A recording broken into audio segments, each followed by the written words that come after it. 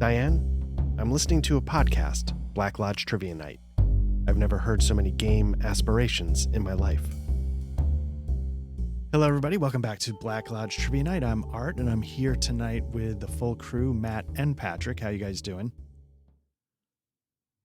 Fantastic. We're just going to keep this. We just did it. I love that we did that. Hey, Art. How you guys doing? What's up?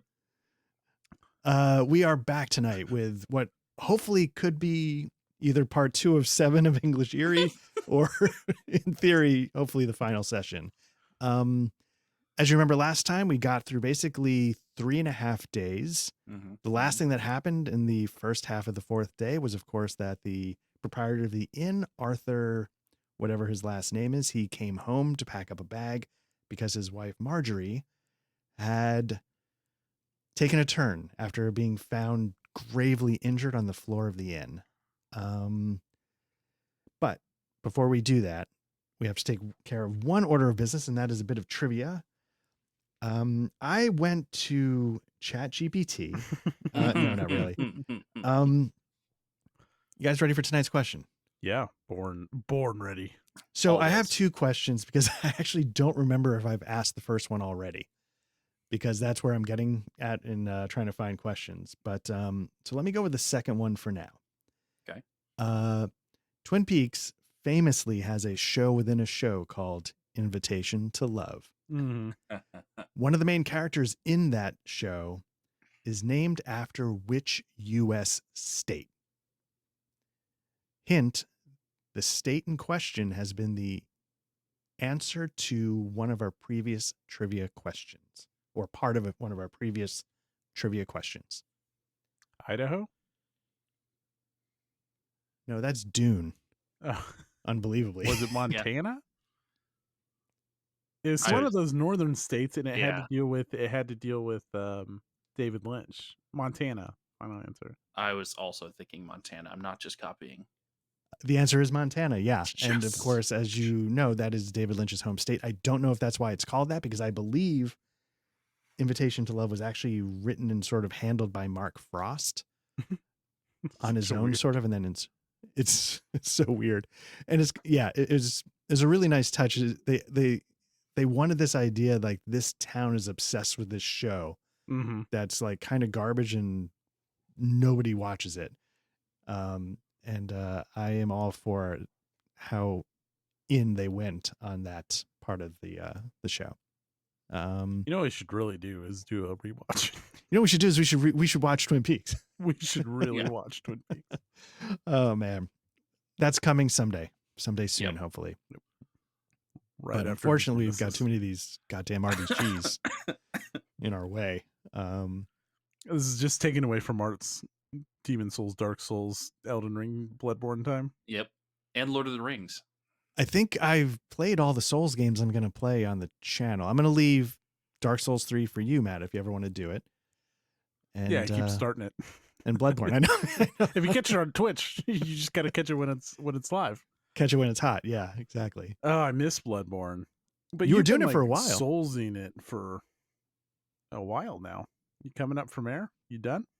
Am I coming up for air? I am just about done. I just finished my 2nd or 3rd playthrough of the original Souls, trying out different builds. So next time we have a bonfire walk with me, maybe we can discuss some builds. Nice. Mm. And right before we were on, actually, I was sort of running through New Game Plus on my latest build just to see how it handled the early game stuff. And it killed it. So it's going well. But we'll save that discussion for when Patrick hosts Bonfire Walk with me. When Patrick goes Bonfire Walk with me. The Soul's Journey. Have you ever seen like the meme where it's like, I told my wife and daughter that we could get a dog if they beat the first boss of Bloodborne or something like that? It's like, and they're both like, it's a real picture, but it's like the mom and daughter are like super focused. So I told my wife that. I was like, yeah, if you beat the first boss, we can, I don't remember what it was. Whatever it was. It didn't Promise the happen. world. She didn't even attempt it. And like, that's not a comment on, that's more a comment on my wife just doesn't play that many video games. Not a, like, obviously girls can beat video games. I just talked myself into a whole, I let's was about to play say, an you RPG. wanna You want to keep digging that hole there? Yeah, Matt? right. Just like keep. I just wanted to clarify that wasn't my intent. I like the original Reddit post, and then I was like, "That's funny. Let me see if my wife wants to do it." That's all. Uh-huh. Wow. Well, we learned Perfect. something new today about Matt. Exactly. All right. So we're gonna let Matt off the hook there. We're gonna play some English Eerie. Hello, welcome to Black Lodge Trivia Night. Welcome to Black Hut. None of that happened. Hello. So I believe that Patrick may have rolled the last. Patrick, or can you just before we get going? I remember most of it. What was our Mhm. Gray Lady event? What was the? The Gray Lady event was. Let me double check. When she was heard on the floor, right?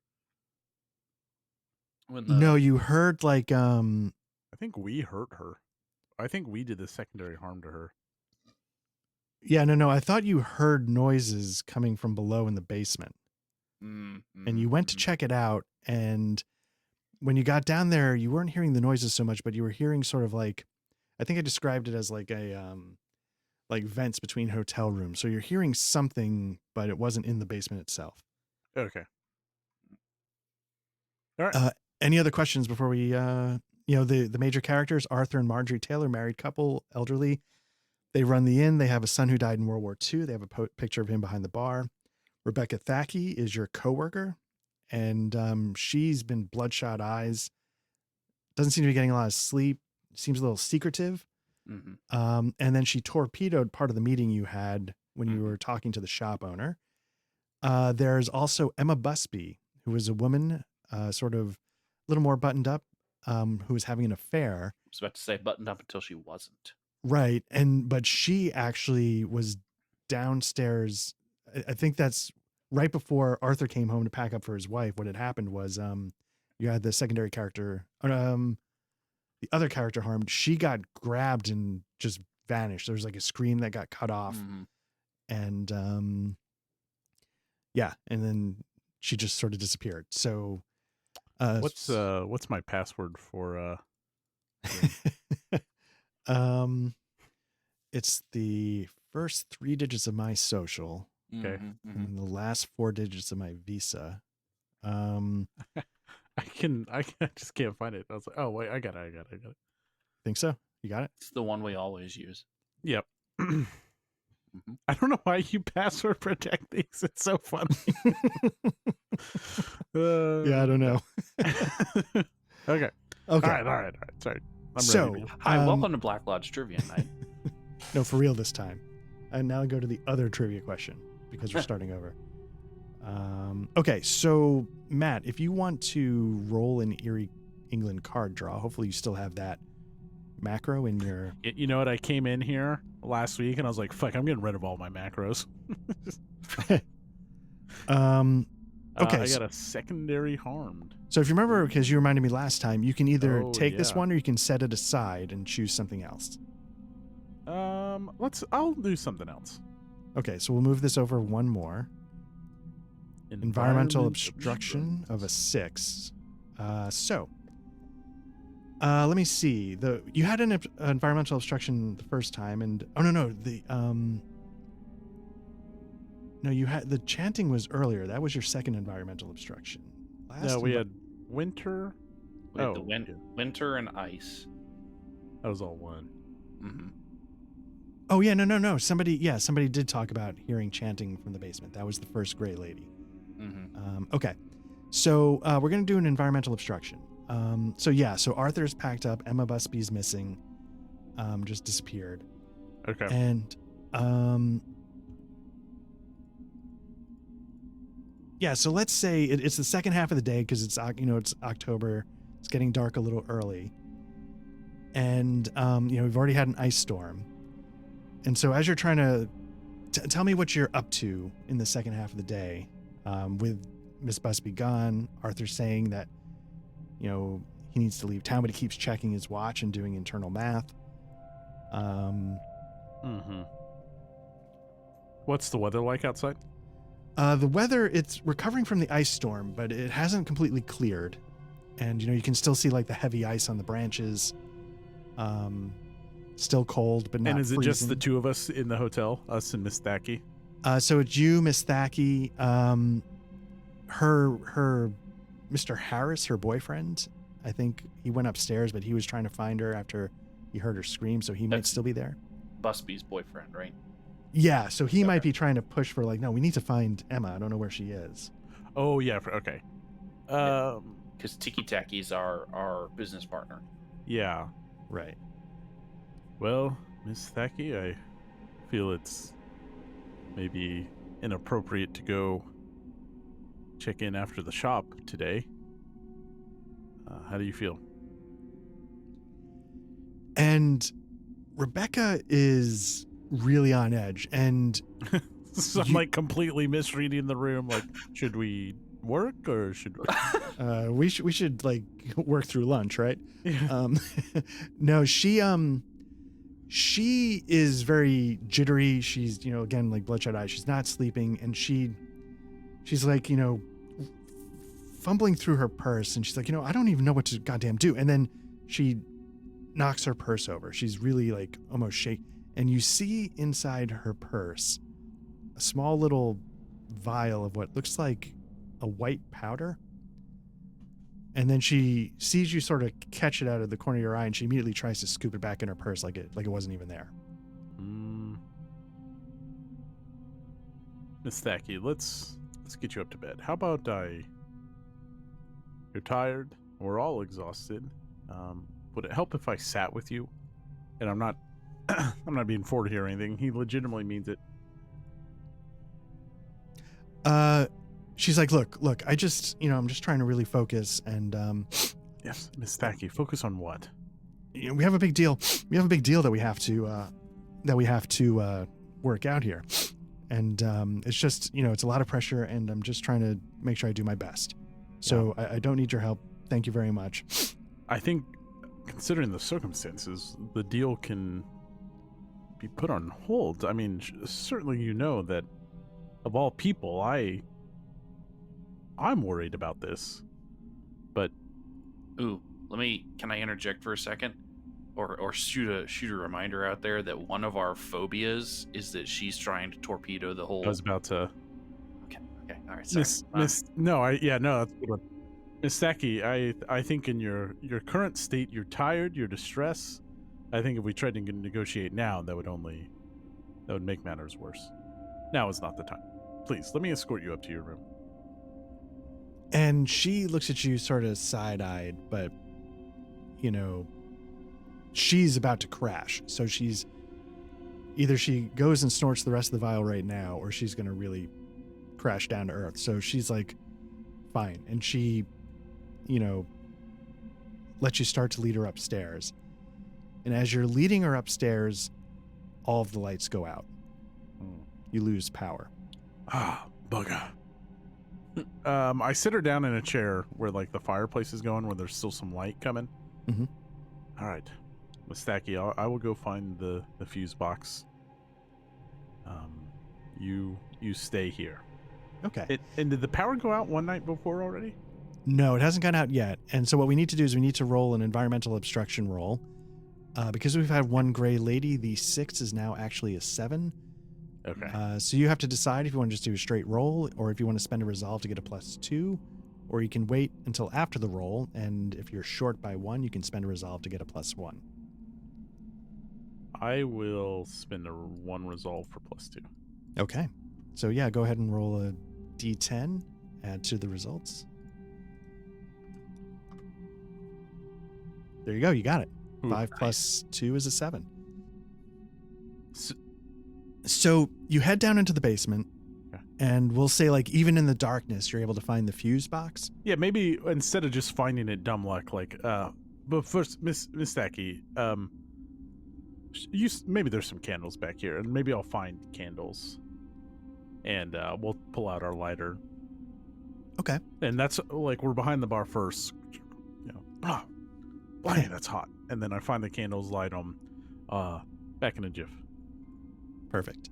So yeah, let's say, like, because you pass the roll, you get enough candles set out so like the darkness is an issue. You're able to check the fuse box, but it's not a blown fuse.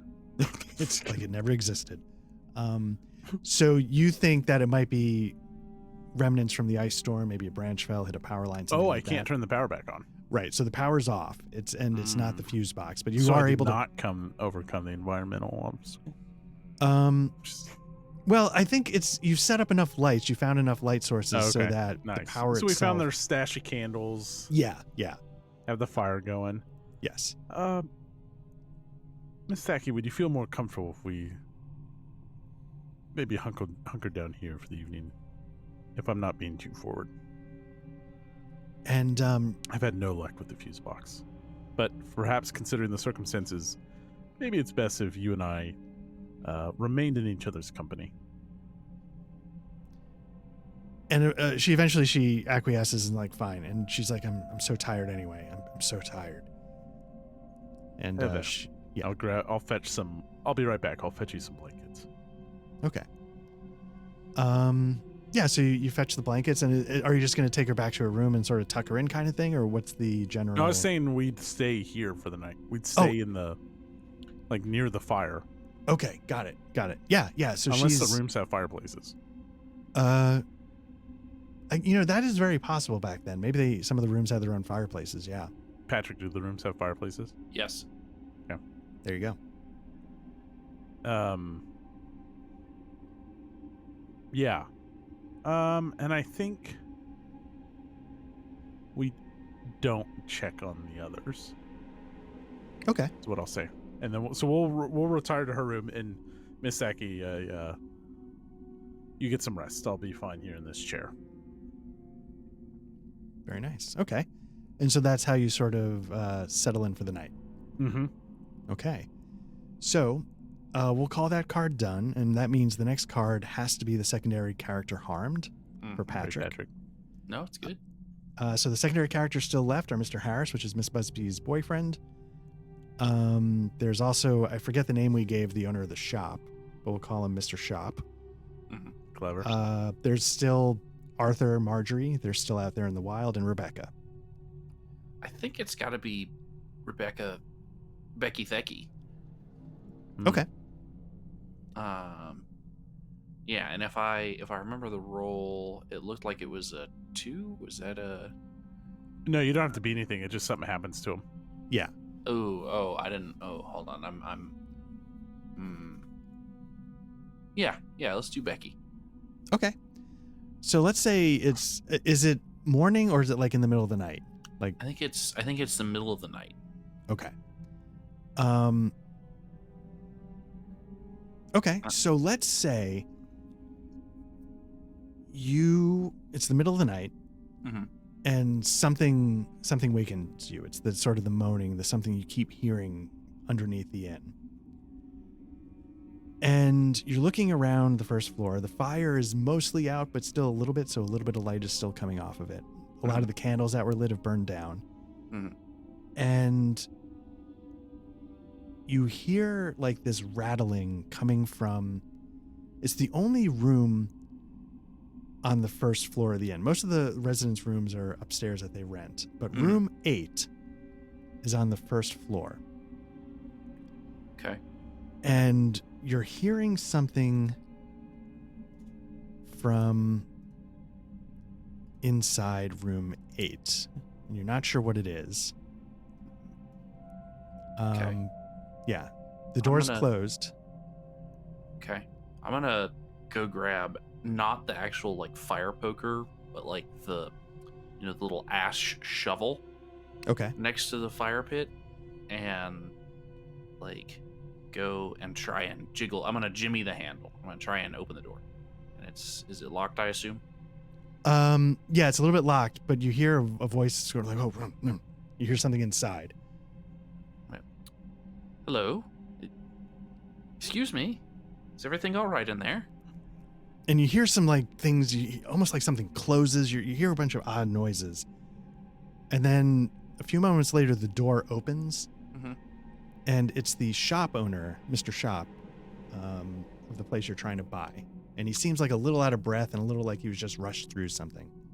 Just in room 8? Yeah. So he's in room 8. And you fell asleep in the main lobby, so you're not exactly sure how he got there. Maybe he came in while you were asleep. We fell asleep in Rebecca Thacky's room. Oh, Yeah. I'm sorry, because the rooms have fireplace. Yeah, so Uh, I thought you were downstairs. So maybe you heard some noises downstairs. mhm. And I Um, grabbed grabbed the shovel and went in there, and yeah. he opens the door. I'm like, Mr. Chapet, are Let's call good, him Mr. Charles. Mr. Instead. Charles. Our meeting isn't. I'll look at my pocket watch. Our meeting isn't for another few hours today, is it not?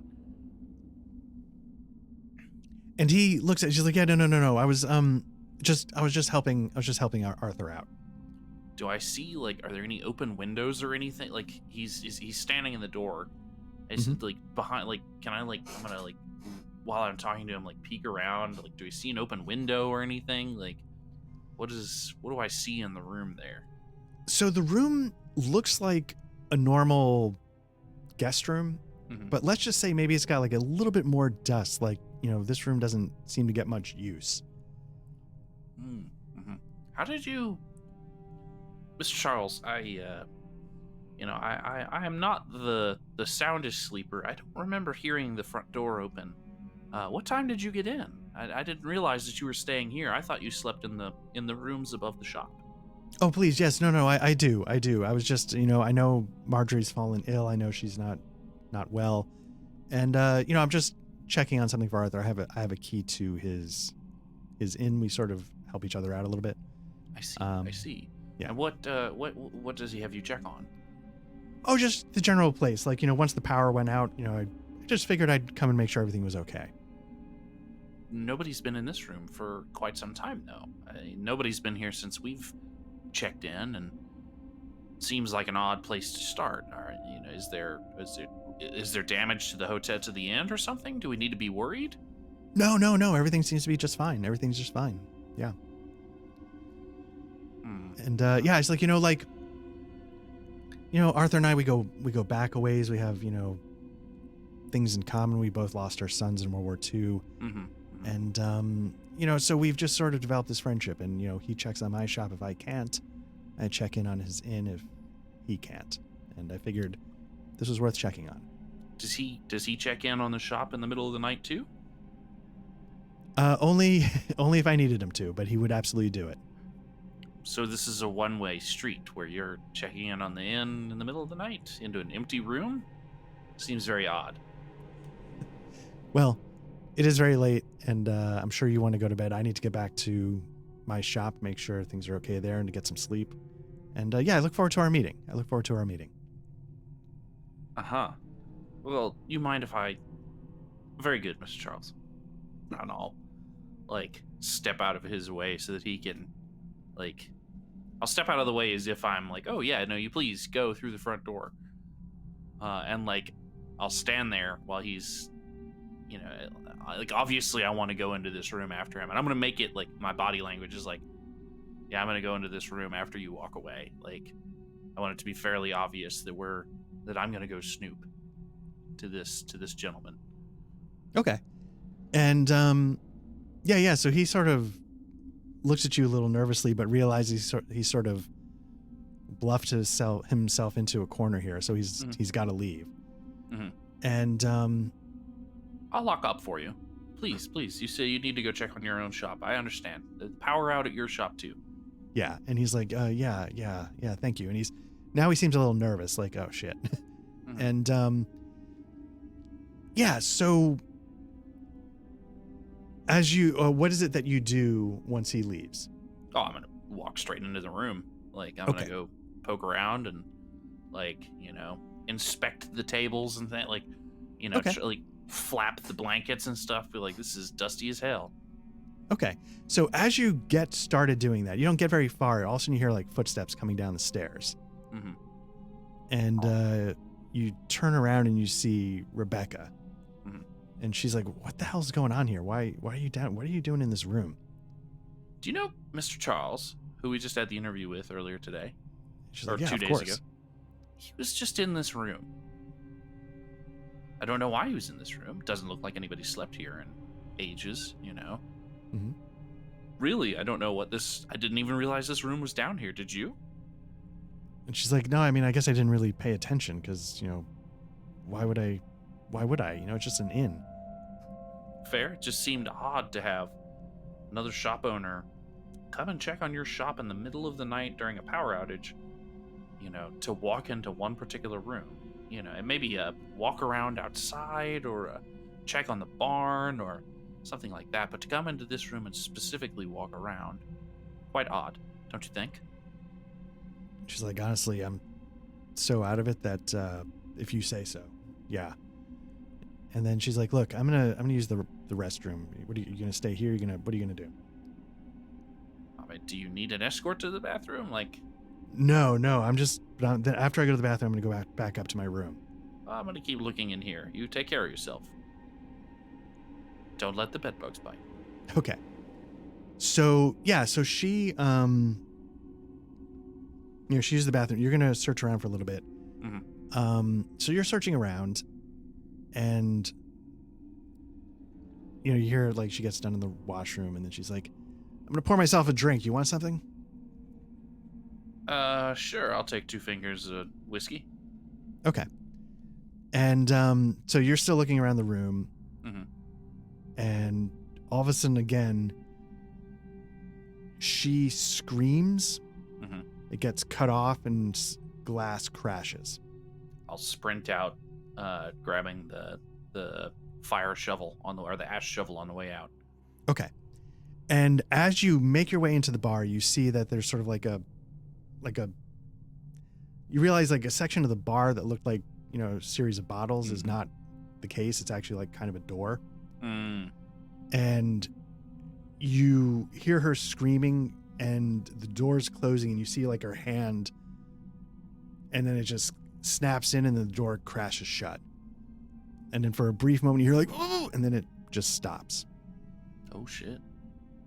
Yeah, I'm gonna run over and start like pushing the bottles out of the way. Not just tossing them out of the way, tossing them on the floor, glasses on the floor, like Becca, Rebecca.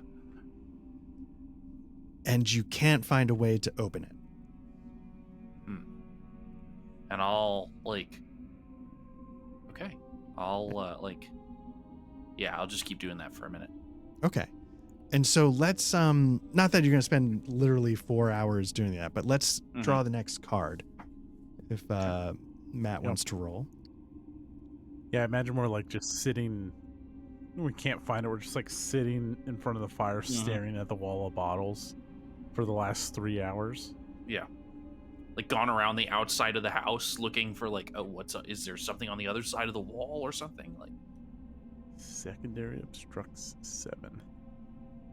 So we're just sitting there, and I'm just like, we're like just staring, trying to run through the logistics of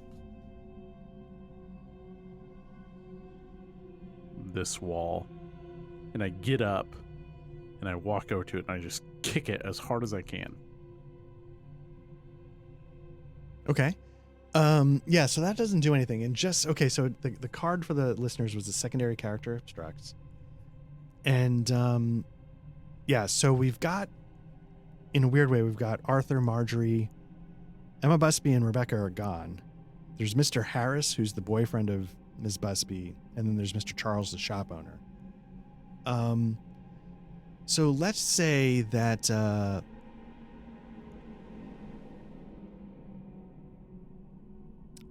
okay, so it's later in the morning, and to your surprise, Arthur walks in the front door. Wow, and now does he catch you in flagrante? Does he catch you, or are you just still sort of pondering? In flagrante, you nerd. Does he catch you? I'm like, I kick the door, and I go back for the ash shovel, and I have it like wound back. Like I'm gonna take the shovel to these bottles. Okay. And just start smashing. But maybe I don't quite get that far. Like I'm walking across the room back to the bar when I heard the door swing open, and like I have the shovel on, like I turn, and I'm just like, oh, Arthur, and the shovel clatters to the ground. Okay, so this was a secondary character obstructs of a 7, which means it's an 8. Yeah, I'll spend a resolve. Okay, so that's going to give you a +2. Got to roll a 6 or better.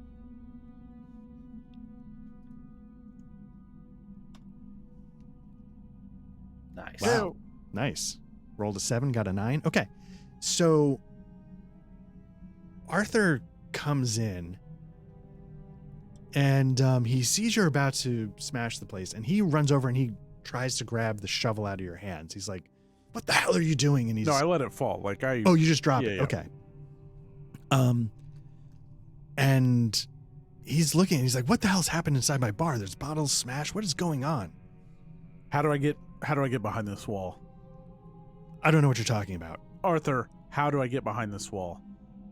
Someone or something took Miss Thacky and she disappeared behind these bottles. You tell me or I start smashing. And he's looking around and he stops for a minute because he's noticed through all the chaos and stuff, the picture of his son has fallen over. Oh, shit. And he takes a moment, he sort of sets it back up and he sort of brushes a little bit of broken glass off of it. And he says, "Look, you don't need to worry about that. You know, like I can take care of it." No, sir. And I go back and I pick up the shovel and now I'm pointing it at him. Open this door. And he looks around and he's very nervous. So he goes into room. He's like, "Just stay here for a minute."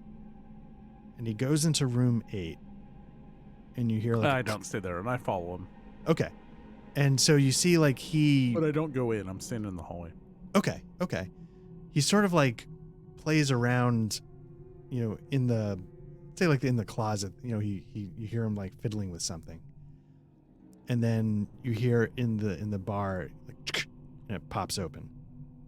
Bunch of blimey perverts is all you are. I go back to the bar and I shove the door open. Okay. And yeah, and you see like these stairs going down. And you realize, you know, just sort of judging, it's like, oh yeah, wait a minute, maybe the basement wasn't exactly the same size as I thought it might be. And is this like a really narrow stairway?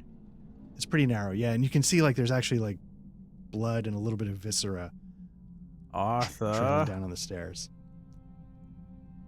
Arthur.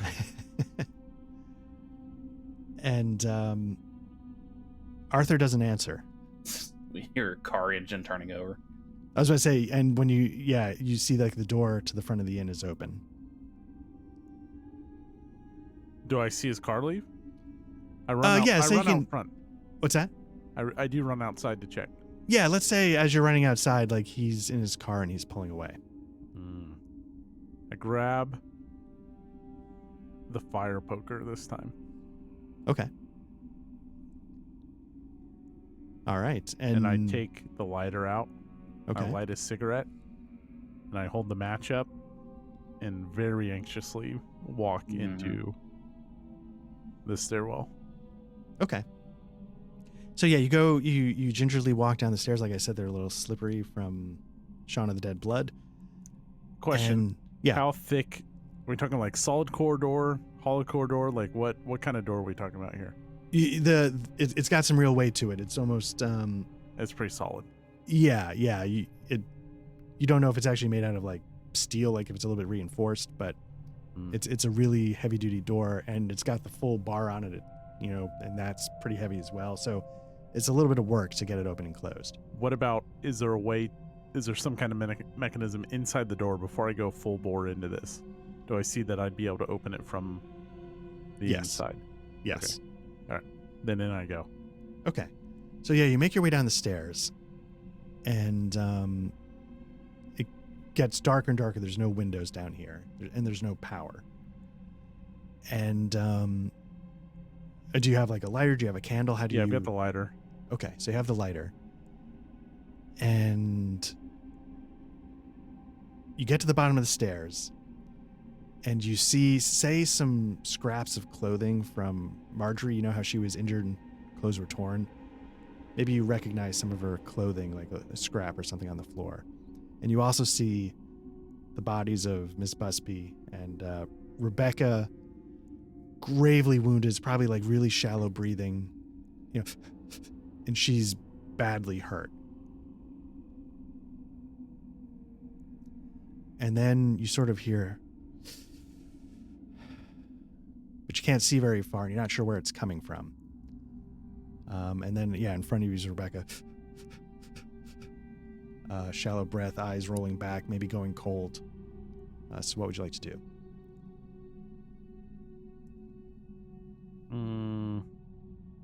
Should we draw a card, or do you want me to keep going? Well, so in theory, we could draw a card to see how it plays and just say screw the fragments of days. Yeah. What would you guys like to do? I mean, I'll hold up the lighter. I mean, you tell us to pull a card whenever you think, but I'll hold up the lighter, and I'm looking around the room. Do I see anything? You see that it's a bit of a hallway that goes well past what your light shines on. But I can still hear someone breathing. You hear something like from the far, just like, yeah. It sounds like it's at the other end of this hallway that I can't see. Yeah, you don't know what's on the other end, but it's coming. Yeah. Okay. I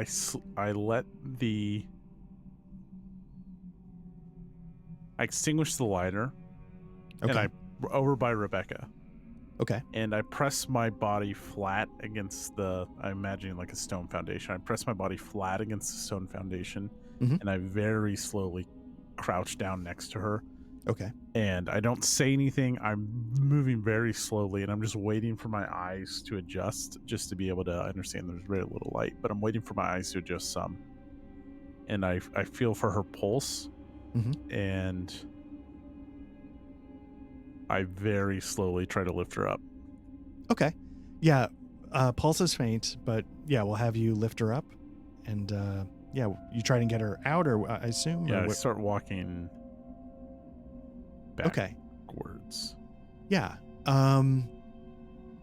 So yeah, your eyes have started to adjust. There's sorry, what's that? Slowly. Okay. Yeah, so you are making your way up the stairs. Your eyes have sort of adjusted. There's a teeny bit of light coming from the open door behind you, but barely any. It barely shines down to the bottom of the stairs. Just feel the walls closing in on us. Yeah, and so that's the thing, like, the hallway keeps feeling smaller and smaller as you, because my pace quickens more and more. Nice. And you hear, and as you get to the top, sound closer? Yes, it sounds a little bit closer. I put Rebecca down. Okay. And I pull out the lighter, like, instantly out in front of me. And I've got the fire poker back to, like, spear with it. I turn the lighter on. So yeah, so as you flicker on the lighter, you catch the end of Miss Busby just getting shot away, just dragged. Like her body flying through the, not flying through the air, but dragged along the ground, and you don't see what happens. You just see it go out of view, and then the sound of the gets fainter. Like rapidly. I pick up Rebecca, and very quickly hurry upstairs. Okay. And you get do you close the door behind you, or what do you do? Yeah. Okay. Because you have a general idea of where to open it. Somewhere in room 8. Somewhere in room 8. But it can be open from inside too, right? It can, yes. Okay. So with that, let's draw the next card. Okay. So it's going to be clue 1. Okay. So what do you do with Miss Busby? Just Matt, before we do you try and I put her on the couch by the fire, and I'm checking her over for wounds. Like, let's see, that would have been later in the day, maybe, when he finally showed up, or I guess it doesn't really matter. But I go over where the most light is, and I'm just trying to and seeing if there's like any obvious wounds or serious wounds. There are. She might be like, you can see like maybe like part of her wrist is cut, and she might be like slowly bleeding. She's been attacked, and it's not like clean cuts. It's like gashes. Yeah, I'll leave it up to Patrick what we do next. Okay, so Patrick. Yeah, I'm gonna go rush over and grab like bar rags and like the grossest, most Everclearish like booze I can find, and like like pour it on there, like try and wrap up these gashes. Really, it's all right. It's all right. This is gonna hurt. It's all right. You're gonna be okay. Like, and I think like as these this grain alcohol soaked rags get pushed into her, like it kind of brings her back. She's probably screaming at that point because I imagine that hurts. But I'm like, Rebecca, I need you to focus on me before you pass out. What did you see? What grabbed you?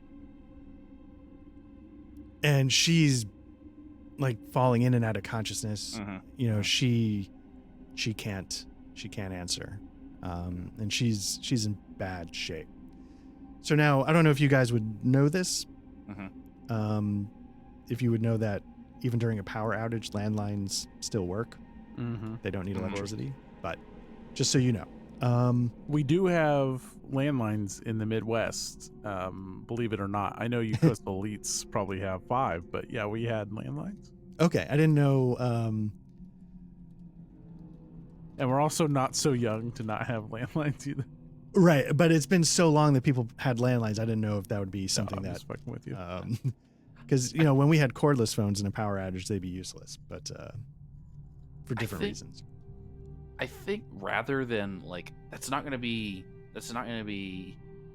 Doogie's first thought. Like I'm gonna grab her by the shoulders and like try and get her in the car. Like, okay, we're gonna go to the hospital. We're gonna go to the town doctor or whatever. Like, okay. So the only people in town are either gravely injured at a hospital or the shop owner in town. I guess I go to the shop owner. Like, is he a general store kind of guy? Like, did we decide what he actually sells? I don't remember. There's talk about it being a glue factory. Yeah. It's just a general shop, but if there's something specific, no, that's good enough. We'll go to the shop. He's an early adopter of the Games Workshop model. Story. One of the first carriers of, even though D&D doesn't exist yet, he's still. Yeah. Oh man. Okay, so you race over to his shop, and tell me what happens. I like lay on the horn as we come around the corner. Like, this is not where subtlety is not our forte right now. Like, I'm blasting the horn. Like, the lights are on because it's just, I'm picturing it as pitch black, so it's early morning. Okay. And like, I am like, it's gonna be okay, Rebecca. You just stay with me. Don't go to sleep. Don't go to the light.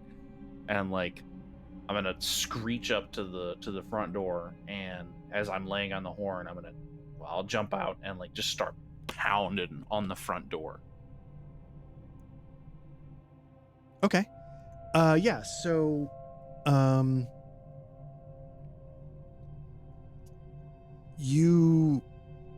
Mr. Charles opens the door in a little bit, and he's like, "What in God's?" And then he sees, Rebecca. Is she in your arms?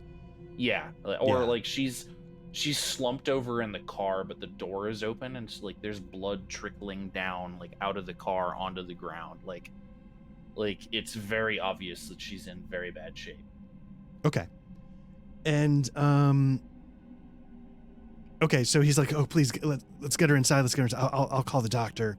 Mm-hmm. And he's, he sort of brushes off, like, "Put her on the table here. Let's lay her down. Let's get her comfortable." Okay. And he runs over to the phone, and he's calling, and you're sort of, there's not much you can do. Maybe you're like holding down like a compress or something. Sure. I've ripped off part of my jacket or whatever, and I'm holding it to it. Like, yeah. Yeah, and so you have a moment now, like, where you're sort of still trying to do this one thing. Mm-hmm.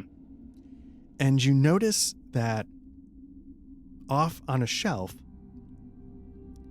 you see a picture in a similar frame to the one that Arthur and Marjorie have.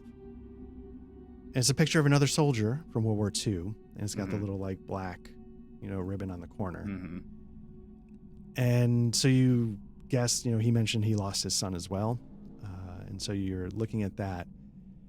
But his picture is sort of on like this antique wooden shelf, and at the top of it there's actually like a mirror, and you think you notice something on the back of the picture that's being caught in the mirror, and you're not sure what it is from here. I'll glance over it. Like, where is Mr. Charles in relations to the picture and me, and like where is he in the room? Let's say it's like a triangle, like the picture's here, you're here, and then Mr. Charles is over down here at the phone. Okay. I'll like double click over there, just grab the picture and shove it in a jacket pocket. Okay. Yeah. Yeah, so you grab the picture, and without even getting a chance to let you just sort of stash away straight for in the time. pocket. Yep. Okay, cool. And he, okay, so then, Mr. Charles comes back. Okay, the doctor's on his way. And you know what? He'll be here in a few minutes. You're welcome to stay. Whatever. I'll look at him. I'm like, here, you hold this compress down. I'll go stand outside and wait for the doctor. He's like, sure, of course. Okay. And so you get outside. All right, and I'll look back over the shoulder, make sure that he's paying attention to her, and I'll pull the photo out and take a look at the back of the photo frame. Yeah, and you look at the picture, and on the back, you see this odd symbol that sort of seems pentagramish.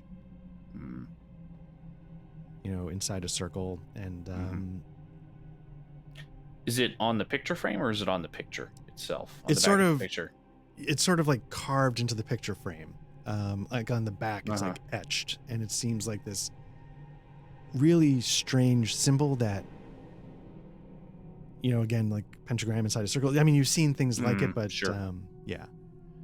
I'll take the back off of the picture frame, and like, is there anything on the back of the actual photograph or anything? Nope. It's just this strange symbol etched into the picture frame. Okay. I'll pull the picture out itself. Okay.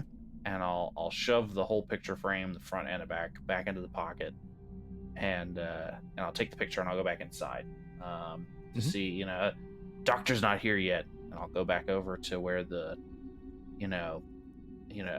she's bleeding on the floor. Hey, push that tourniquet down further, and I'll put the picture back. If he's okay. Just the picture though.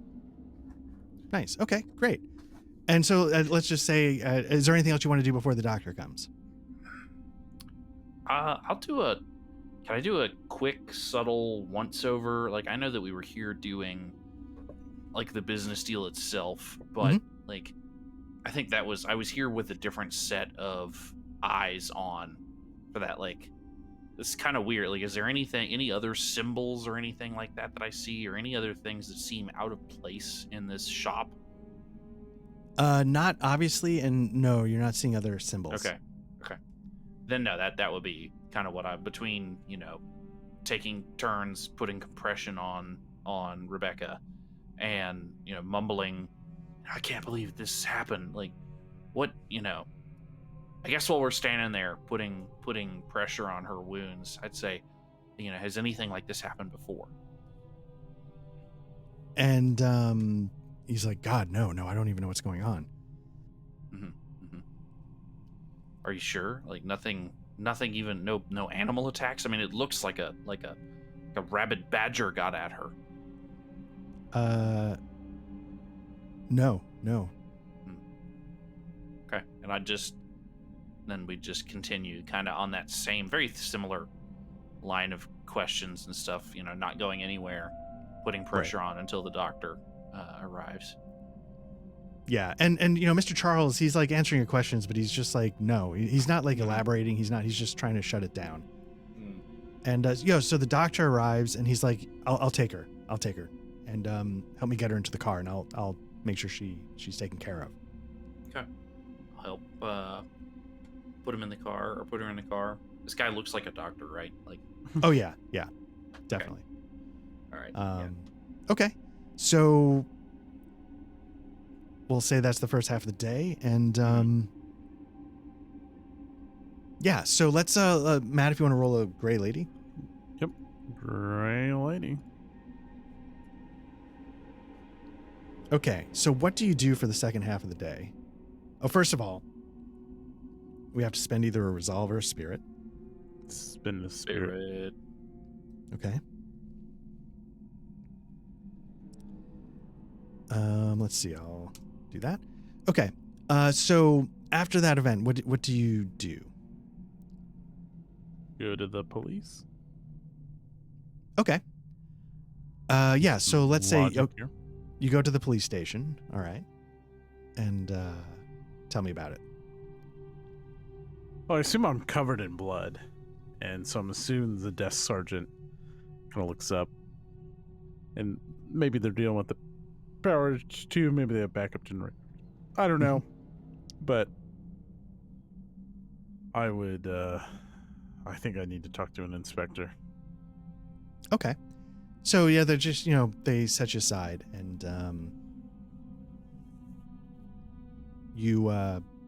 so they set you aside. And, you're doing the wait, and it's like, Inspector will be in a few minutes. And eventually, let's say an Inspector Jones comes out and, asks how he can help. And he's sort of looking you over. My business associate was viciously mauled and attacked. I'm sure you've heard what happened to the lady of the inn, because I've forgotten her name. Marjorie. Something or someone attacked my business associate, Miss Rebecca Thackey, and another guest of the inn. I watched as she was dragged down a hallway as I was rescuing my business associate. I could not save her. But clearly something awful is afoot here. Of course. Yeah, come. Of course. What do you mean? Good God, sir! Don't you understand? People are dying. I'm covered in my friend's blood. They do not think she will make it. Show some compassion. Obviously, come into my office. Let's not do this out here in the open. Let's go where we can talk. And he sort of like waves like cup of tea, a cuppa. Thank you. And so he sort of gives you the two, and one of the deputies on the other side of the room nods quickly. And so the inspector, Inspector Jones, he's an older gentleman, much like Mr. Harris and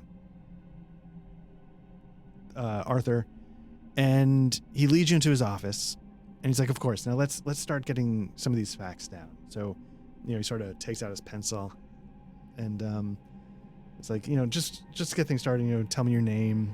And good God, sir. Someone may be alive or dead. Of course, yes. No. We absolutely have to get to the bottom of this. I just want to make sure I get some of the details straight first. We take all complaints so seriously. Dougie Huxley. That's Douglas Huxley, 1X. Of course, yes. And the person, your friend who Miss is injured. Rebecca Thackey.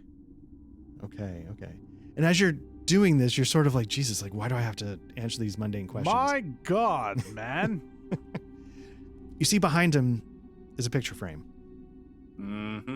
And in the picture frame, with a little black ribbon on the corner, looks like someone who could have been Inspector Jones's son, fallen in World War II. And he's like, so of course, and you say Miss Thackey was injured, and what happened? I stand up. Well, it's just as I said, and I'm acting a little distressed, and then I walk over to the shelf that holds the picture, and I kind of hold it up to him while he's taking notes. I'm like, your son? Like, he's scribbling furiously, I'm sure. Yeah, and he was scribbling and realized he wasn't paying attention. As soon as he sees it in your hand, he stands up and he's like, "You put that down, sir. That's my beloved son, and he's a fallen war hero. Do not test me on turn it over this." on the backside. And as you do that, he physically grabs you, but not before you see the same symbol etched. What does this symbol mean? And he just screams, "Deputies, deputies!" And like I 3 people throw burst the into the picture room. frame on the ground and shatter it. He throws a punch. Oh shit. It's fine. I still threw the picture. Yeah, yeah. And let's say the deputies tackle you. And he's like, "Get this gentleman out of here. Get him out of here before we throw him in a cell for the night." I know what you're up to. People are dying. And he's like, get him the hell out of here. Go back to the inn, pack up your things if you want. I don't care, but get out of here. There's blood on your hands and the shopkeeper's hands and the innkeeper's hands. How many other sons have died? What sick magic are you up to? And they slam the door and they drag you out of the station and throw you in the ice in the parking lot. Skid us comically far distance. Like it just doesn't stop. You're like, you slide all the way back to the shop. Exactly. Like every time we try and stand up, we slide a little bit farther. All right. Yeah, and so what do you do then?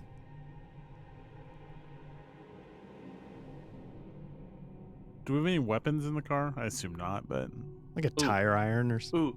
Ooh. Oh, what's that, Patrick? Is there a like a rifle hanging over a shotgun hanging over the inn, like at the bar, that nobody knows if it's ever been like dogs actually can't look shot up. before? Exactly. Yeah, why not? Perfect. fuck yeah. We go back to the inn and we grab the fucking Winchester, cock it, it cocks, and I'm gonna say there's a box of shells under the fucking bar. All right. And We're gonna kill everybody in town till we get an Fuck, now we answer. are. all right. and I leave the inn just to throw one more wrench in. I leave the inn, I get in our Oh. car, and I drive to the hospital. Wait, before you leave the inn, not to interject on your turn, but you should check the picture before we leave. Oh yeah, I'll check. I'll grab the Winchester above, and then I open one of the Slam doors, the picture down. and then I grab the shells, and I look at the picture. Okay. And on the back, you see the same symbol etched in the frame. I drop it to the ground, and I crush it under my boot heel. Fuck those heroes. Yeah. So let's say there's like a couple of shells, not like there's like a box of 30 shells, so you can go. This is England. It's civil. Came to like chew bubble So gum I'll and kick grab ass. those. I'll smash the picture. I'll go ahead and pick up the machete, as well as the The I don't Thompson, know. Let's just say there's an early AK-47. Vickers. I guess like yeah. Vickers. Might as well make some Molotovs while you're there. Yeah. So yeah, let's say there's a hunting shotgun with a couple of shells, maybe like 4. Oh, okay. And yeah, so I mean, did you want to check on Ms. Rebecca, or were you just going to go storm the police station Rambo style? No, we're going to the hospital. You're going to go. Okay. Yeah. So you go to say the local hospital. I assume leaving the gun in the trunk. And or are you coming in hot? Oh, it's a double barrel shotgun. It's the 60s. I don't know what that means, but no, I'm bringing it in. I don't know how Okay. deep this goes. Okay. So as you walk in the door, there's instant. This isn't in the I'm book. I don't know what to do. about it. I'm not just like Yeah. I don't just like, kick the doors open. I'm like, Miss Thacky now. But you do have a gun as you enter the building, right? Yeah, but it's like tucked under my coat. It's winter. But it's a hunting Or I tuck rifle, it right? in what? It's a hunting rifle? I thought we said it was a shotgun. Shotgun. Okay. And I'll kind of like tuck it into my pants and walk with a limp. Okay. All right. We'll call it that. And Yeah, we'll call it that. It'll work. yeah. And so yeah, you get to the desk and you're agitated and I've stuff. got a So story about a guy tucking a shotgun in his pants one day. Time for you. We're not recording. that's Patreon content, everyone. That's just so right. you So yeah, so you Cool you get to story. the desk and you seem agitated, and so the nurse looks at you a little concerned, and she's like, "Can I My help you?" friend, Miss Thacky, she was taken in earlier. I was cleaning up the mess. Please tell me, can I go see her? Is she doing all right? And she's like, "Hold on, what was that name again?" Mrs. Rebecca Thacky, my wife. Your wife. Okay, and you said she was brought in earlier. How earlier? Like an hour ago. And she's like, "Hold on a second." And so she goes like to another nurse, and It's the first, nighttime, right? yeah, it would be, Okay. So it's but probably a pretty sparse crowd. Like there's a night. It's the 60s, so it's probably skeleton crew. yeah. And the nurse is like, no one's been brought in for the last couple of hours. No woman by that description. Nobody's been brought in. My wife was brought here by Dr. Barnaby. We didn't give the doctor a name, right? Nope. So we'll call him Dr. Barnaby. And Dr. Shop. Dr. Shop. Dr. And- Chape. Chape. Ye old, his first name. And she's like, no, Dr. Chape Barnaby did not bring anyone in this afternoon. You must be mistaken. It was my wife. He's like, sir, like, I don't know what to tell you. Ma'am, I am but- losing my temper. I look around. Do I see any of the pictures? I was about to say every picture in the hospital, right? Yeah, I was going to say, like, do the nurses have any pictures at the nurse station or anything? No. You must understand, she was in critical condition. I left her in Dr. Chape Barnaby's care. And the nurse is like, sir, I don't know what to tell you, but there is nobody here that's been brought in. There's no young woman. Your wife is not here. Do I think they're telling the truth? You do. Yeah. Yeah. So don't pull out the shotgun. Yet. No. Okay. So Give Patrick a card. yeah, let's I let's walk draw out of the hospital, and I'm confused and I'm puzzled. I limp out of the hospital, and I stand by the car. All right. So yeah, Patrick, give us a Eerie England card draw. English Eerie card draw. Environmental obstruction. Okay. At a 5. So it's going to be a 7 Mhm. to get by because there's 2 gray ladies on the table. How many of those cards are there total? 19. So we're on 13. So I'm gonna raw dog it, I think. all right. So go ahead and give me a roll. Damn. Oof, a 2 is not going to do it. Okay, so you. Well, so tell me, you're outside. What do you do? I think I'm gonna. We're not gonna Rambo it. Mhm. I think You slip and fall on the ice and discharge the shotgun. I do think I get in the truck or the car, and I'm Lori. the aunt, and I'm very upset, and so I'm driving recklessly down these country bumpkin roads, Mhm. And I think it is the ice, and I think no, it's not the ice, it's the power pole. I'm going back, but I'm going back the same way that we came. Okay. But there's a power pole in the way now when there wasn't on the way in. Okay. So you're blocked. Okay. Yeah. Okay. So you're driving recklessly. So do you have to like hard brake because you just see it as you come around a curve? Yes. Okay. Yeah. And do you avoid hitting it? No. Okay. Do you stay on the road? I think I run into the power pole. I think I don't see it in time, and we hit the power pole, and I hit my head. And the car is, however you want to do with the car, if it's smashed up pretty bad, but I think the main thing is we're gonna hit our head and lose some time.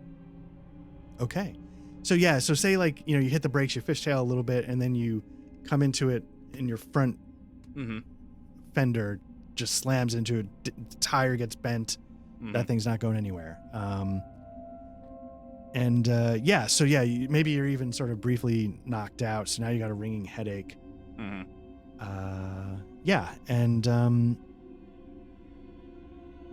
So now you're on foot. Where do you start heading? I'm gonna grab the shotgun and kind of, Edgar walk down the road. I'm gonna leave the car, like the car's like on, the horns going, like the lights are flickering. There's steam coming out of the radiator, and I'm just gonna, like I said, Edgar walk down the road, like shotgun in hand, blazing at this point, or brazenly at this point, back towards town. Okay. All right. Yeah. So, Matt, why don't you give me another roll? Oh yeah. Clue 03. Clue 03 doesn't matter, just that it's a clue. Okay. So, where do you head? Patrick said you're heading back into town. Where are you going? Dr. Chape Barnaby's house. It's nighttime. He'll be there. Okay, He's actually, got you might not know where he is because I'm you gonna find it. Okay, how are you gonna find Just it? gonna start kicking doors Is it? in. Phone book, right? When did the phone book become a regular thing? That was probably around there. I didn't know if you were gonna go talk to Mr. Chape Charles. Right, I wasn't sure because that's where you dropped her off, or Oh, yeah. Let's do Charles. Let's do Charles. okay. Although I'd love to hear Art's Chape Barnaby voice. It sounds just like this. Oh. Yeah. I'm not a talented man. Yeah, maybe we would Cyrano de Bergerac it. I'd feed Patrick the lines and he could translate them into an accent. But okay, so you go to Mr. Charles's shop. Nice pull. Yeah, that was good. What's that? What is that? Oh my god, it's Cyrano de Bergerac? Yeah, but what's the book called? What's the play called? Oh, I don't know, but isn't that part of the story where like the guy with the Yeah. later remade into the film Roxanne, starring Steve Martin? Yeah. Anyway, so yeah, you get to the shop. Oh, the play was just called Cyrano de Bergerac. Cyrano de Bergerac. Okay. Sorry, keep going. Yeah, no problem. So you get to the shop, and I should have been showing you the ambiance. Should have been recording this whole time. I know that would have been a good. We should do a Cyrano de Bergerac rewatch podcast.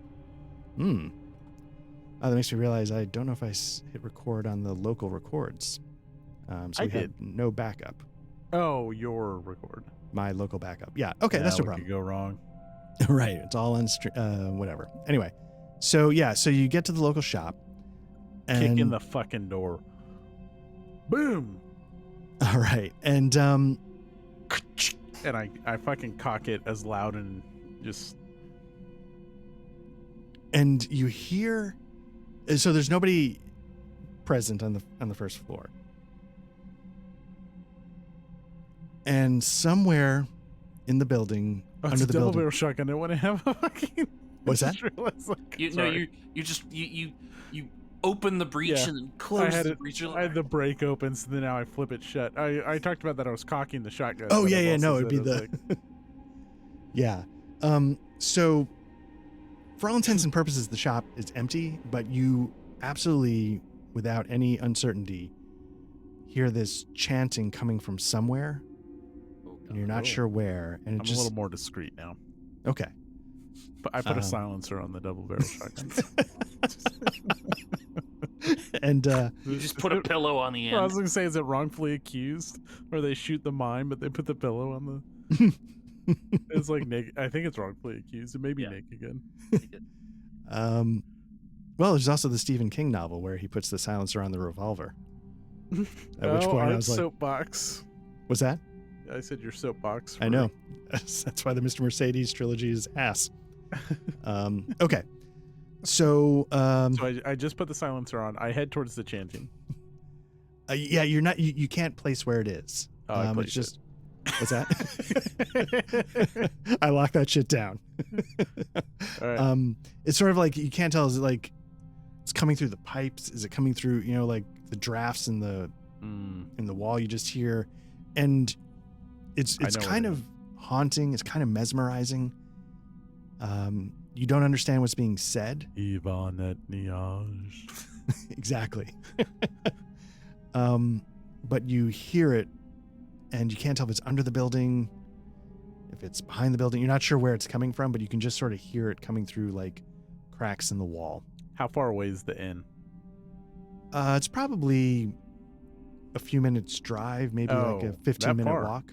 Okay. I was thinking that maybe these were like connected buildings. I thought they were like a block apart, honestly. You want to have I them thought just they be were connected by like tunnels or some shit. So I was thinking if we went back to the other. All right. Okay. Time to pull some embers out of the fireplace and light this town on fire. Shit.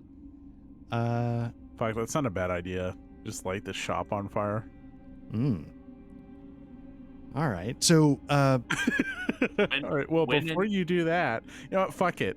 Patrick, are we good with our guy losing it? Like, he knows that like the financial ruin is 100% he needs to lose his shit. Is there a fire going? Art? Yeah, I mean, it's cold. There's a fire. There's no power. So yeah, up some of the embering ashes, and I just with the ash shovel for his fireplace, and I just start like some of the smoldering ones. I'm dropping them like on the couch and on the stack of newspapers, and I'm just spreading it around. And is this just a general store? Yeah. Before things go up in flame, I grab a box of shotgun shells. Nice. Okay. Sounds good. Okay, so yeah, you see the couch is starting to catch. Smoke is starting to fill a little bit of the living room. It's starting to spread a little bit. And a carton of cigarettes. Very nice. And okay, so the place starts to go. And brass knuckles and a baseball bat and a crowbar and and a Vickers. and a new car that is parked inside. It's on display in the window. Did you say it's in the lobby? It is. It's in the lobby of the store. Yeah. Wow, who parked this? They did a damn fine job. No, they absolutely did not hand wave that parking. Look at it. It's beautiful. All right, is it still running? Keys in the ignition. Yeah, ready to go. It's a muscle car. 100% American muscle. Holy shit, it's got a Hemi. This is serious. So Patrick, if you could roll the next card. This has turned into fucking Hot Fuzz. The greater good. I can't wait to find out what the touchstones for this adventure were when we're done. Oh, they're hell and gone. Actually, you guys were playing Rosemary's Baby the whole time, but yeah, we really jumped that shark. So, Mr. Malthouse, creator of this game, I know this is probably not what we are having a blast with your creation. So I know this is probably not what you're shooting for, but we're having a blast. Okay, so the place starts to go. What's that? Human Centipede was the touchstone for this adventure. Let's see. Lose. Okay. Yeah. So, okay. So first of all, Patrick, do you want to have back-to-back clues, or do you want to set this aside and roll something else? I'll set this one aside. Okay. All right. Go ahead and roll. Whatever comes up next, you got to take. Secondary obstruction. Okay. All right. So you've set the building on fire. What happened? Do you stay and watch it burn? What do you do? So smoke is billowing out of like the windows and the door, and like you can see like it's starting to glow orange behind me as I like throw the door open, and I'm silhouetted with the old double barrel walking out, and that's when the shop Mr. Chape, not Dr. Chape, Mr. Chape Charles comes like running out of the inn or whatever. He's like, and that's who's going to try and obstruct us. Okay, so give us a die roll. You need a 7 or better. He comes out of the inn, just confirming. Are we all out of the shop? Out of the shop. Okay, that's on fire, right? Because it was a couple minutes drive away. Right. He's not. I don't think he's in the shop. Where should he be coming from, Art? Because I don't know if he'd be. Because we just did all of this burning of the house down with him, assuming he's not in the shop. He in my mind he would be coming out from the shop. Okay, we didn't see him in there, but maybe not for. Okay, so I'm not silhouetted. He's silhouetted as I'm standing outside in front of the door. I will spend a resolve. Hell yeah! Okay. Blast his ass. Oh yeah. Okay, so it's a 5 card. You need a 7 or better because there's 2 gray ladies. You rolled a 4. So, let's say he comes storming out, and you just assumed you sort of had the drop at him, but he comes at you much quicker than you realize. I pull both triggers, and it just clicks, because these are the 4 shells. These are the 2 shells that we pulled from the inn. Mhm. They're bad. They're old. Like they misfire. They don't do anything, and so that's how he gets the drop on me. Someone Okay. spilled Sambuca all over him. Exactly. Exactly. And so, like, as he's coming for me, I'm like fumbling to break it and pull those 2 bad shells out, and like fumble around. I'm like dropping shells from the general store, like oh shit, oh shit, oh shit, oh shit. Mm-hmm. Yeah. Okay. And as that happens, he pounces on you. Uh-huh. And all of a sudden you feel like this thing cover your face, and you start breathing in, and you're smelling ether, Oh shit. and you start to fall asleep. Okay. Okay. So you wake up. The next card has to be a clue. And you see Mr. Charles, and he's sort of got you bound a little bit. And as he's binding you and sort of tying something so you have trouble, he's trying to tie you up. You notice, like his sleeve pulls back, and you notice sort of on his wrist here, it's not tattooed. It's more like a scar, like somebody just took a razor and cut it into the skin. It's the same symbol as on the back of the pictures. That's Matt's clue at this point, right? Yeah. So Matt, what would you like to do? Yeah. I don't know if there's going to be. I mean, if you guys can stay up for a little bit. I can handle. It's 2 more cards, right? It's 3. It's 19 total. And then I didn't know if you wanted to try and get through it. If you wanted to talk I'll about power what the through it. touchstones were. Or Oh, if we hell could do yeah. it another time. But Just make Patrick do it. nice. Make him stay up like a. And sorry, am I waking up to his tattoo? Yeah. So you're sort of waking up, and he's Okay. trying to bind you. We'll say he hasn't done it yet. Okay. Do I still have the shotgun? No, let's say the shotgun. He it's took right that? next to you, ready to go. He's very careless. I put fresh shells in there for you. It's ready to go. Wow, that if was you- fast. He didn't wash his hands.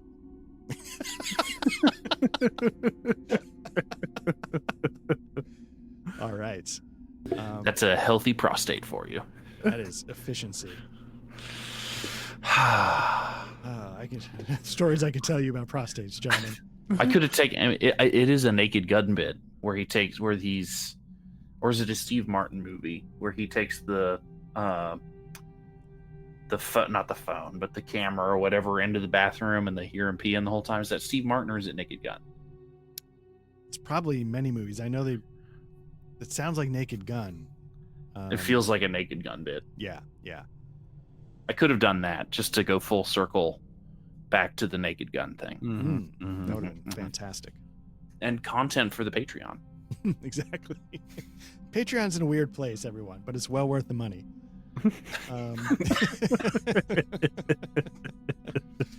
So my clue was he has the scar on his wrist. Yeah, same symbol as on the back of the picture frames, and he's trying to bind you, but the shotgun is not to be seen. Okay. I punch him right in the groin. Nice. Or try to. Or elbow him, or headbutt him, or knee him, or what. I guess I'm just like flailing out, aiming for the tender bits. Okay. Like I'm fighting dirty, and I'm fighting vicious, and I'm fighting frantic. Like, one, I'm claustrophobic. So the most terrifying thing in the world would be to be bound in a situation, and 2, I've watched other people die. So this is like a rabid wombat, just whatever it takes. I'm biting, kicking. Okay. And just so like he had dragged you into the burning building. He was trying to tie you up in the burning building. So I assume like you break free. I assume that's what you were hoping. Oh, okay. Or would you like something else? No, so I break free, Mhm. and then what's he doing? He Now that I break free, like I've done everything to him. Is he responsive? Yeah. He's kicked back. He's older, so he's injured and he's not Yeah. taking it well. But yeah, he sort of falls backwards away from you enough that if you wanted to run. Do I see you the could. shotgun? I'm looking around in the smoke. Do I see the shotgun? Let's say no. The smoke's starting to get pretty thick. I kick him in the face as hard as I can, Mhm. and I run out the shop. Okay. And he's clearly dazed. Blood. I'm looking for the shotgun the whole time. You're running through the building, or? Yeah, to get out. Okay, yeah. You don't see the shotgun on the way out. It's just smoke. It's really filling up the place. You're choking. Yeah, you can't really see much anymore. The place is about to fully go up. Okay. Mm-hmm. Is the shotgun outside from where it abducted? I don't think the shotgun is going to come back. No. Right. No, you're not sure where the shotgun is. So I'll head to the sporting goods shop next door, and I'll PBTA, baby. peruse their bow section. This just got serious. Okay. So let's Patrick can do the next card. yeah, so the building is completely engulfed in flames, and we get another clue. We're getting raging clues. So many clues. We have 2 more cards after this, Patrick. So let's power through. Mhm. You can do it. You can Oh do no, it. we can do it. We can do it. Okay. So you're standing outside, the building is burning. mhm. Let's see. Art's figuring out how to the whole idea of like picking up your clues and moving them. It's like, well, how do I move this clue I think in the middle of a street? I mean, if the thing is a car ride away or if it's a block away, I mean, I figure we're gonna start heading back towards the end. Like, that's where it all started. Well, we Like, did leave our bag there, so that's probably fair. It's very important to get all of our suits because it's the 40s, right, or the 60s. Like every suit we own, and at least a duffel bag full of cigarettes. I'm wondering if I was been doing the spirit wrong. So we have lost some spirit when we failed our 2 rolls. That's what I'm wondering. Let me just double check that really quickly because I think that's That what feels like something that should have happened,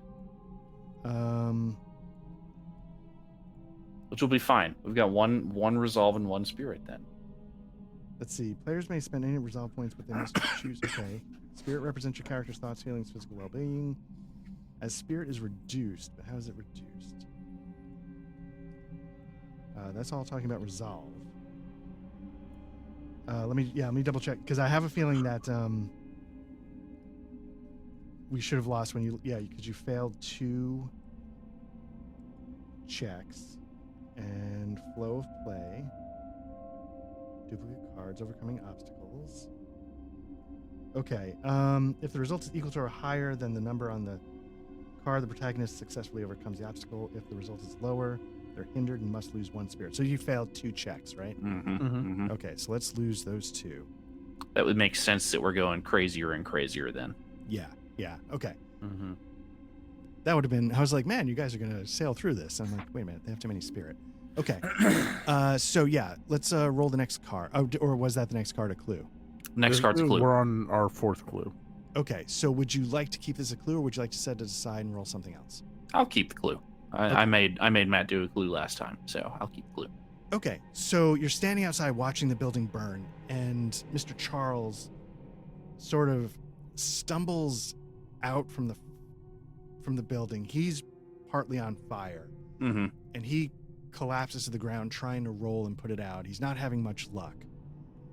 What do you do? So is it just ice or is there snow and stuff on the ground too? It's mostly ice. Okay. I'll take my jacket that I ripped part of off earlier, and I'll beat the fire off of him. Okay.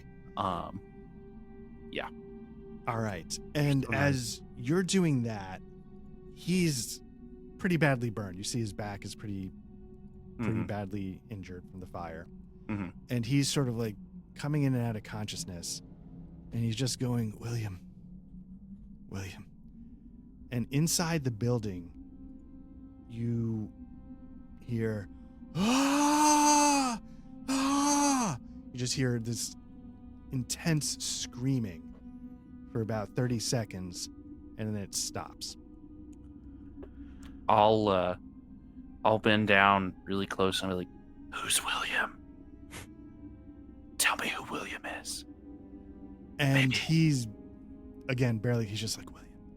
And he sort of passes out. Hmm. Must not be important. Let's set that aside. Just sort of file it away. And yeah, so yeah, from inside the building, you're hearing these screams. They lasted for about 30 seconds. They were agony, and then they stop.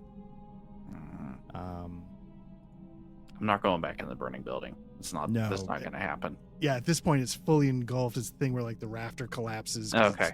Yeah, this thing is gone. Smoke, and you start to hear like local fire engine. You know, the fire brigade's on its way. I'll rifle through Mr. Charles's pockets. Does he have car keys? Yeah, let's say he does. Okay. I'm going to take his car keys. I'm going to take his car and we're going to drive to the inn. Okay. And I'm going to check the glove compartment for a revolver. Okay. No revolver. Now, Matt, if you'd like to give me another card roll. Just normal card. Normal card. Our final secondary obstructs. Yes. Let me just double check something really quickly. That's what I thought. Okay. Okay, so it's a 6, but it's actually going to be an 8. Okay. If we run out of resolve, are we good? We just need to have spirit left? You have to have 1 spirit left. Okay, I'll spin the resolve. But let's see. But in order to get past the final gray... Well, nope, you'll have a spirit to get past the final gray lady. I'll so spin it. you're going to spend the resolve. It's going to give you a +2. 6 or more. So you need... Oh, baby! Yeah, you got it. 8. Okay. Secondary character obstructs. So where were you driving to? The inn? Is that or are we leaving, Patrick? I was driving to the inn. All right, we're going to the inn. All right. So you get to the inn, and you actually, as you're pulling into the thing, you actually see Arthur's car in the lot. He's come back, and okay. Yeah. Before I get out and I check his glove box for a firearm. Did you miss where I did that earlier? I know you did, but now I'm checking his car, the other car. Oh, his car. I'm checking Arthur's car. Yeah, I know. That's why I'm saying that, because I know you did it. Did you park in the lobby though? Like, oh, but do you just come in hot right through the hold door? on, I leave the engine running. I'm leaving the engine running. I'm checking Arthur's car. Is there a firearm in the glove box? No. Okay, I run back to our car and I back up about 50 yards, which I guess 50 meters. They wouldn't say yards.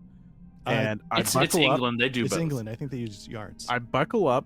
Mhm. Well, it's like funny yards, right? The King's Yard. Yeah. The King's Yard. I buckle up, and is it a wooden exterior? Doesn't matter. I punch it and I slam into I drive. Oh boy, that's gonna hurt. I'm gonna rethink this action. It's Fieldstone.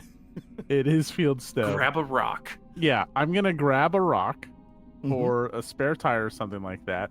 I'm gonna put the car in neutral, and I'm gonna aim it at the old inn window, and I'm gonna get out of the way and see if I can have the car drive into ye old inn. All right. Yeah. Let's say, the door maybe was locked shut. You couldn't get it open, and then you drive the car and it just I didn't even crashes. check the door. Yeah. There's Let's no just assume you checking. did. It was just unlocked the whole time. Yeah, right. No, but let's say it would have been locked, and so you set up the car to plow through the door, and you break it down, and you create a hole, and you sort of, if you want to get in, you're gonna have to sort of climb over the car and some of the fieldstone and stuff. So I climb over the fieldstone in the car and the broken window, and I look under the car, and what's her name's boyfriend was having a having a lovely cuppa in front of the window. Blissfully unaware of what has happened. Completely forgot about his mistress. So he's dead. Yeah. Run down, Mr. Mercedes style.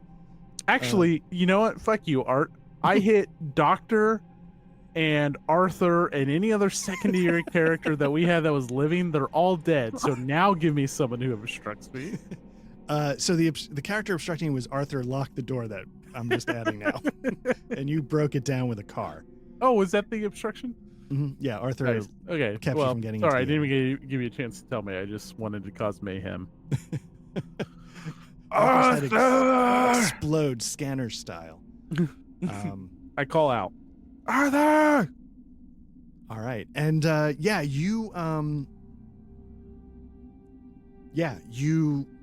you see that the door, the bar, that door is open. And but you don't see Arthur on the first floor. But maybe you can hear something down there, so you know something's going on down there. Okay. I'll grab a knife from around. All right. And I'll venture down. All right. So let's okay, yeah, so the last card is going to be the Gray Lady. There's only one card left. You need to have a spirit or a resolve to get by, so you're going to get a good ending if you want it. So we're going to spend your final spirit. We've got spirit, yes we do. And you get to the hallway. And maybe because you're presuming Arthur is in there, he sort of has hung a lantern. He knows how to do this in the darkness a little bit, so he's hung a lantern. He's made it so he was able to navigate it more easily. And you see the hallway goes like a shocking distance. Mm-hmm. And you're guessing, given the length of the hallway, that it actually might be so far as to go out from under the building and maybe under the barn. It's a real distance away. So what do you do? I mean, I think I grabbed the lantern. Is it an oil lantern or is it like an electric lamp? Let's say it's like an oil lantern. Perfect. Yeah, grab the lamp and start walking down. Okay. And are you storming down, or are you sort of gingerly, how are you approaching it? I think I start out storming down because we came in pretty hot and heavy. No, fuck it. We're storming down. I'm clomping down the hallway, this like butcher's knife in hand and the oil lantern, and I'm like scraping the knife along the wall. I'm like, Arthur! Arthur! Okay. What have you done with her? And you make your way to the end of the hallway, and there you see Arthur, and he's there. He's got tears in his eyes, and he's sort of cradling a man, and the man has like half his face has been gravely wounded. The skin has a gray color to it, but it's undeniable that the face of the man that he's cradling is his deceased son from the picture upstairs. And you see he's saying, to his son, like, I'm so sorry. And he's got clearly like parts of Miss Busby, and he's giving it to his son, sort of feeding it to him while he's sort of trying to comfort him. And the son is sort of kind of quasi-mindless. And he's like, I'm so sorry, but it's time to let you go. And he sets his son on fire while he's holding it. And they both go up. Do I see Rebecca anywhere? No. Okay. I'll stand there. The rage or the anger will have dissipated a little bit. I'm not gonna stop them, obviously. And I'll kind of stand there with the butcher's knife limply hanging in one hand and the lantern like held up. And like, how big is this space that we're in? It's a pretty big space, and you see sort of on the floor is another one of those symbols, and they're sort of sitting in the middle of it, both now engulfed in flames. William, the son is writhing, sort of Mhm. in pain. Mhm. Arthur is unnaturally still, letting it happen to him, and he's Mhm. like, "It's time to let you go." And those are the last things you hear him say. Okay. Is his son still writhing around, or is he dead at this point too? He, burning to a crisp, the writhing slows and then comes to a stop. Okay. I will go up to the. Is the symbol like painted on the ground? Is it like ash? What is the symbol on the ground? Let's say it's like scratched, like somebody took like a metal pole and scratched it into the floor. Huh. I'm gonna avoid touching that. Okay. And I'm gonna look around the space a little bit more quietly, a little bit more reserved. I mean, that's two screaming things that we've found, and basically every house we've walked into has had a dead son. So it's starting to kind of, the dots are starting to connect a little bit. Are there more tunnels branching out from this one? Let's say there's another door on the far side of this room. Okay, I'll go slowly push that open. Okay, and you see it's another staircase sort of leading up, and instead of having a door at the top, it's kind of flat. Is it smoky or anything? It's pretty smoky, but it's not like choking you down. Like they're truly on fire, but they're. I'm engulfed. sorry. I guess I meant, is there smoke coming down from that trap door? No. Like it. Okay. All right. Well, I'll try and push that up then. So yeah, you see it's like with the other door, it has like a catch so you can open from the inside, and it sort of flops open, and you realize that it's sort of a door hidden in the floor of the barn. Oh, that's right. That's right. I was thinking we were going over. It was connecting the To inn and the shop, but okay. No. Okay, I'll put my head up in the barn. And it's just the empty barn. And that's kind of it. But it's what do you do? We're out of cards, so it's just Yeah. That's you see. I think I would slowly walk out of the barn. Mhm. I'd lock the door behind me, very carefully. I'd walk back to the inn, oil lamp still in hand. I'll gather my belongings and check to see like if there's anybody else in the inn. Go ahead. Let's say the whoever the Mr. Harris, the boy. Let's say he left. Trying to figure out what happened to Emma Busby. Okay, so it's just empty then. Yeah. So I'll go, and I'll go over to the bar. I'll pour myself a stiff 3-finger drink, down it in one go. I'll pick the picture up of his son. I'll take the picture out of the frame, and I'll throw the frame down on the floor. And I'll take that glass, that bottle that I had, and I'll just start pouring it all over the bar and spreading liquor everywhere. I'll slowly climb back over the truck and then throw the oil lamp back in. And so I'll have the picture of his son and Mr. Charles's son, the picture of his son in my jacket pocket as I watch this building kind of catch fire. Nice. And do you watch it burn as you pull away in the rear view, or do you stand there and watch it burn? I stand there and watch it burn. Nice. Light a cigarette. Nice. And that's where we will fade to black. There you go. Nice. Nice. Excellent.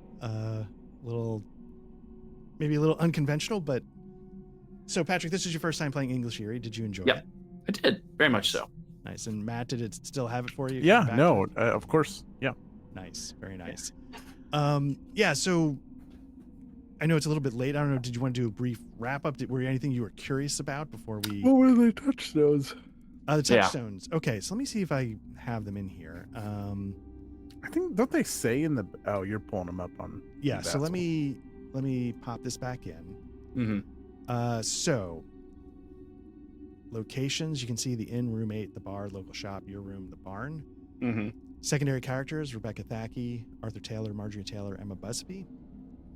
The clues: the room is unnaturally cold, and a occult symbol is hidden behind a painting. I made it behind a picture. Mm-hmm. Sounds of running on the landing: I had that be the basement landing below you. The distant moan: I had the screams as the place burned. And then, of course, you saw Arthur had a tattoo of a strange symbol, but I made it the shop owner. Mm-hmm. Mm-hmm. The environmental obstacles: unseasonal snow blocks you. We made it ice. You slip on blood. We never did, but maybe we had it slip on ice with your car. A door is sealed shut. The blackout we did. I don't know if we did this. Maybe the door is sealed shut. Maybe that was like At the very end, wasn't sort it? of built into the character doing it. Yeah. And then the chanting is memorizing you heard elsewhere. So that was that. The obstacles: the character prevents you from going somewhere. That was the barn. Mm-hmm. Character keeps you from seeing something. I don't know if we got that. A character becomes disorderly. I don't know what we really did. But the characters, so Rebecca Thackey, she was using drugs. You were suspecting. That was sort of her thing. And Marjorie Taylor and Arthur Taylor. I don't know if they had much going on, but the clues, the tension table are the clues. Character talks about hearing terrible chants from the cellar. I think Rebecca mentioned that, like one of the nights she couldn't sleep. Rebecca went missing. She never showed up at the hospital. And then you discover one or both of the co-owners feeding something resembling their son in the cellar. I didn't have him feeding him. I had him saying goodbye. Mm-hmm. But that's the final thing that you see. Now, if you didn't have the spirit, somehow we would have figured out a way so that like he grabbed you and fed you to his son. I don't know what it would be, but spirit table. If you have one or more spirit remaining, you escape. Despite being harmed, you drive not in a particular direction. You just drive into the night and don't look. It's sort of what you did. Yeah. Cool. So yeah, that was basically Oh, it. well, what was in the book? I thought they gave examples like, oh, this is inspired by. I meant, what are its inspirations? I don't know if they mentioned anything for that. That's why I was trying to see if I had this PDF in the thing, but in the book, Is it not? it's on page 44 if you have the PDF. I thought I did. I can't find it right now. But yeah, there doesn't seem to be anything that says Oh, dang. this is Okay. inspired Thanks. by. Well, I mean, it was a good one. Mm-hmm. Yeah, I thought this was. I really enjoyed. Like I was sort of flipping through them, and I was like, I think this one could be fun. I liked some of them are like modern times, which I think could be cool. But I wanted to do something that was a little bit older. Yeah. Yeah. It adds to it, I think. Yeah, and I do feel like which one did you run, Matt? Do you remember? Was it the Beast on the Moor? Shit, I don't even remember it. Oh, that doesn't sound right. No, maybe that's the one I ran. We ran together. That might have been the one we ran together. Yeah, I don't remember. 'Cause I don't think you wouldn't have loaded in the stuff I ran to this that's Vassal true. module. I just So, ran it. On Yeah, the I side. ran Beast on the Moor. We did that one together. We ran Beast on the Moor together. Yeah, I enjoyed that one quite a bit. Yeah. But anyway, yeah. But I'm glad there's still plenty of these left if we ever want to revisit it. Yeah, and I haven't read ahead on other than the one I ran, which I can't find my. Anyways, doesn't matter. Somewhere I have it. Yeah, I make it a point to not look at any of them except for the exact one. Yeah. Like I sort of skim like what's the setup, but I didn't look at any of the clues or anything. So, but yeah, I am a huge, and maybe I just haven't given enough like of these kinds of games a chance because I'm a huge fan of this. So maybe I'd like, and I really like Midnight Melodies. So maybe I'm just a big fan of these kinds of games, and I just haven't exposed myself to them enough. But yeah, so again, this has been English Eerie. Was there any other things that jumped out? Or anything you wanted to talk about? Anything you thought was interesting before we started wrapping up? Like anything you were curious about? What happened to Rebecca? Yeah. Where were you gonna put Rebecca, or was she just gone? I had her fed to somebody. Ah, okay. So in my head, the story is this is a town where, like, say, a bunch of their sons maybe were in like a similar kind of unit. And the unit suffered drastic casualties. So this town was particularly hard hit by casualties.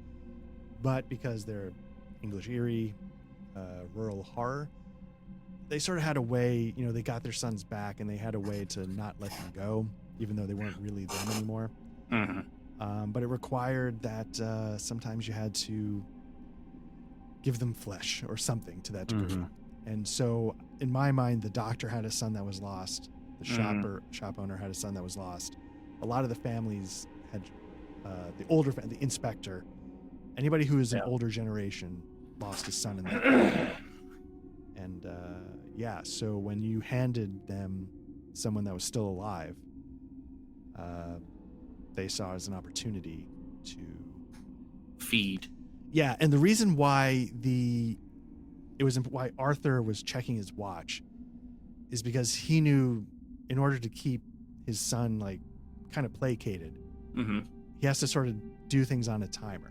And with his wife needing help, he's like, shit, am I going to be able to get back? And the answer was no. And so the son grabbed Miss Busby because he, needed what he needed and dragged her down. That was what was happening in my head. I don't know if it makes any sense, but No, it made And perfect it was his son that attacked his wife? yes, because he was starting to lose a little bit. Like he wasn't getting placated at the right time. And so, he sort of lost it and was attacking people. And he didn't succeed at the wife. And he did succeed with Miss Busby because she sort of vanished. So Nice. Nice. That's good Very stuff. good. Solid. Very good. Absolutely fun. Had a blast. this is I did. and I'm glad we wrapped it up. I don't know, like I think part of the strength of these games is that they're not things that last forever. So They're quick. Yeah, and you can make the deck variable. It probably changes things at a balance, but like if you just wanted to like play 12 cards, like do an English lady, a gray lady every 4 cards instead of every 6 or something, you could do that and you just see less clues. Like if you had an abbreviated story, I'm sure you'd have to adjust your pool, but well, I'll be honest with you. When we were at the second gray lady, things were happening kind of quickly, and I'm like, do I just let him have it? yeah, I'm sure you could, right? I mean, Yeah. again, it changes your mechanics, but Right, but then I was like, let me just see what the next card is and see if we can flesh it out a little bit. sure. That was awesome. But yeah, I appreciate you guys wanting to jump back into this and getting through it. Hell yeah. Thanks for running it. Yeah, man. Thanks for running. My pleasure. And yeah, again, this is English Eerie by Mr. Scott Malthouse. And I am personally a huge fan. So yeah, I guess that's going to do it for us. This has been another successful episode of Black Lodge Trivia Night. If you've been watching this, you've already found our YouTube channel, so like and subscribe if this stuff is what you're looking for. If you prefer audio versions of this kind of thing, just look for us wherever you get your podcasts. We should show up. Leave reviews there. I guess you can subscribe to podcasts. If you want, you can come chat with us on the Discord. The link should be in the show notes below. And we got a lot of things coming up, none of which are what we've talked about up to this point. It's all changing, baby. So Matt and Patrick, thank you very much. And have a good night. Good night, everyone. Deuces.